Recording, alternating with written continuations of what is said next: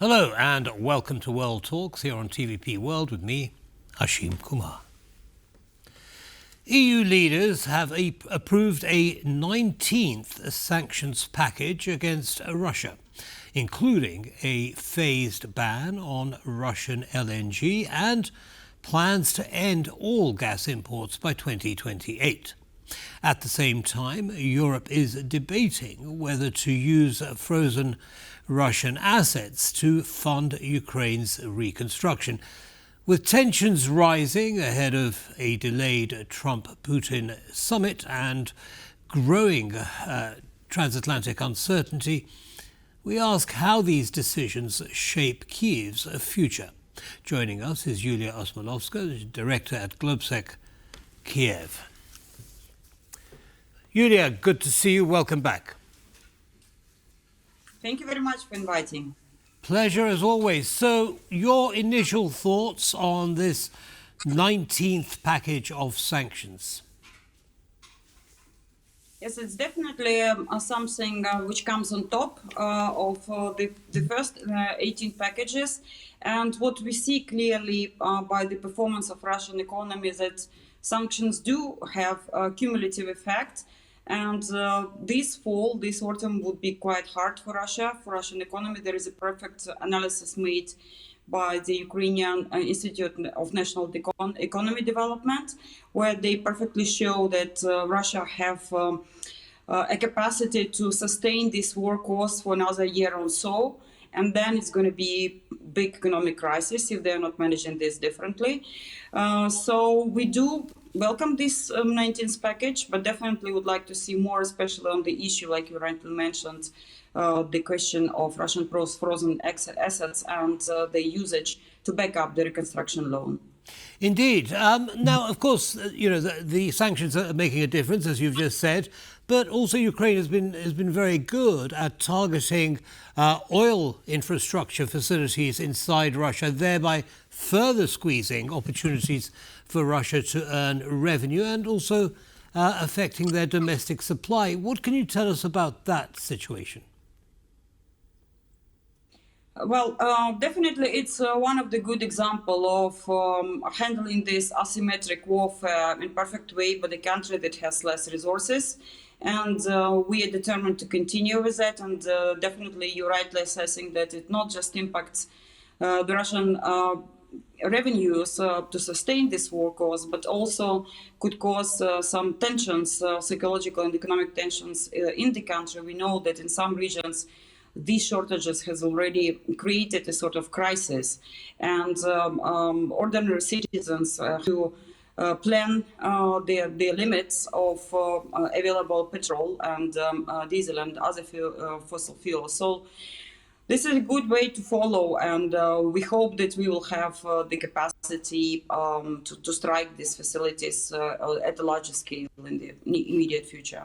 Understood. Now, we'll be talking about the ability of Ukraine to hit those infrastructure assets in a few minutes. But the other thing I wanted to talk about was, one of the things that Russia has been doing is been selling its oil through, or passing its oil through, the Central Asian countries and from there to countries around the world. And it's been using its shadow fleet. Do you expect these sanctions to make a difference to either of those two things? The issue of shadow fleets is a separate issue that is being considered by our partners thoroughly, and there is a reference also to this particular issue in the recent conclusions of European Council that happened yesterday. We haven't seen much of the details of these decisions, but definitely degrading the capacity of Russian shadow fleets, but also addressing this from the point of environmental and other hazards that these shadow fleets is posing. So it's something to still be worked further in coordination. So this is very important to work on this issue in coordination with all the partners, not just Europe, but also Americans and others. Certainly, so it's still very much work in progress, and it needs some more thought and action. Now, moving on to the frozen Russian assets. I mean, the European Council has been talking about 140 billion euros which should be released to Ukraine, using those assets as security. What is the hold-up? What's the delay as you see it? Well, where we see delay, it could be explained from certain point, because as what we've been told, that the partners are very cautious of making this as a tool and not creating the precedent that could demotivate other third countries to place their assets and financial resources in countries in Western Europe. But here I see a window of opportunity, because if we consider these assets and condition them on the fact that these measures should be applied to the countries or personalities of political leadership who are being openly accused by international law as some committing war crimes, and this could be conditioned. So I think that this might be a fair solution to that. Yes, there seems to be a rare moment of unity, actually, amongst EU countries at the moment, when everyone is really behind these sanctions and getting them through. So it looks likely that they will find a workaround. Now, assuming that that happens, where do you think that money would do most good? It's still the debated issue, as you rightly mentioned, because as you know, we do need, we have some immediate needs to equip our security and defense forces to be able to continue the warfare and to be able to deter the enemy and to defend ourselves effectively. But part of them definitely should go to the reconstruction, and especially when it comes to critical infrastructure or some solutions that could be addressing the critical infrastructure protection. So I know that these debates are currently ongoing, and by next European Council meeting, we should expect not just the decision of European Commission and opportunities and legal base provided how these assets could be used and conditioned, but also an agreement of which proportion of this money could be spent on security and defense issues and which proportion would be spent on reconstruction. Understood. Now, I'd like to move on to the American sanctions on Rosneft and Lukoil. Your initial thoughts? It's a very good step forward, really. We can give different arguments and explanations why it happened at this moment. One is clearly for sure that United States entering the electorate campaign and the changes in the Congress next year. So definitely the American society and politicians will be looking at what's been done on this issue by bringing Russia to account and actually make them effectively stop this war. And we see that Russians are not moving anywhere. So all negotiations are stalled.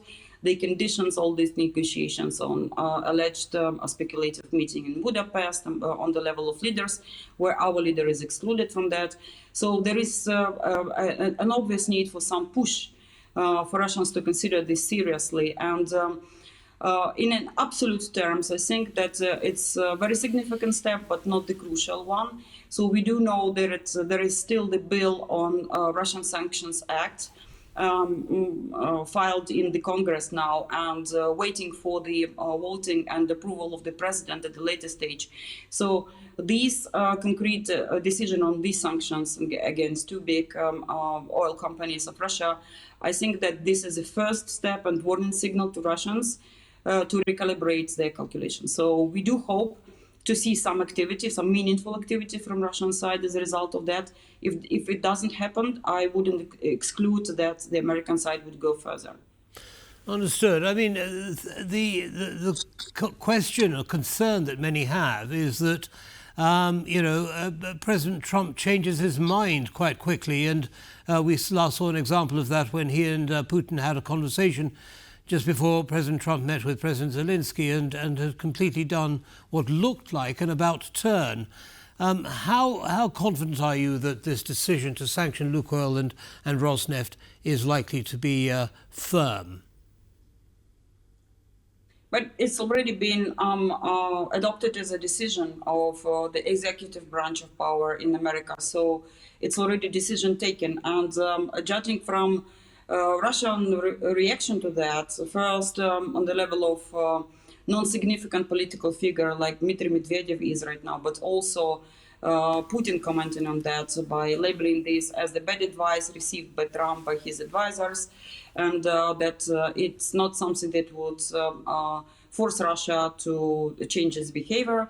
But at least my reading is that it's been quite surprisingly and painful for Russians, and they definitely were not happy about this step, especially, as you said, after the conversation between Putin and Trump, after which the meeting with Zelensky, we haven't seen the decisions like providing the Tomahawks for Ukraine or demanding, again, unconditional ceasefire for 30 days, the initial American proposal, or considering some other steps of more solid sanctions against Russia and third countries that support it to sustain its military machine. So I think that it's very good decision that would hardly be reversed, I would say. But if Russia doesn't behave differently, then definitely we might expect even firming of this position. And one of the alleged explanations of why this decision was taken by the American side lies in psychological and emotional field, which is about that Trump was very much unhappy and sad about the news of drones striking kindergarten in Kharkiv. So we could consider this to be true or not, but definitely things like that very much also considered when America president takes his decision on that. Understood. Now, in the last few seconds that we have left, Iulia, in terms of the Tomahawks, which you just mentioned, Putin got rather upset with the idea that Kyiv might actually receive those. How seriously should we take his threats? I mean, we've heard them so often before.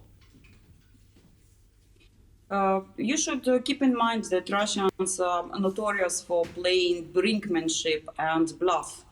And a lot of things that they warn about had not been materialized in the past. And if you consider their retaliation, so-called retaliation on, for instance, in Ukrainian armed forces or strikes under this spiderweb operation. So what they retaliated with is just another 100 of missiles and over civilian population just to get more killings and people dead from civilian parts. So they didn't retaliate on the front line. This is something that our partners should bear in mind also. Understood. Iuliia Osmolovska, as always, a great pleasure speaking with you. Thank you very much for taking the time. Have a good evening. Thank you. Bye. And that brings us to the end of this episode of World Talks, but don't go away. As always, lots more coming up. Bye-bye.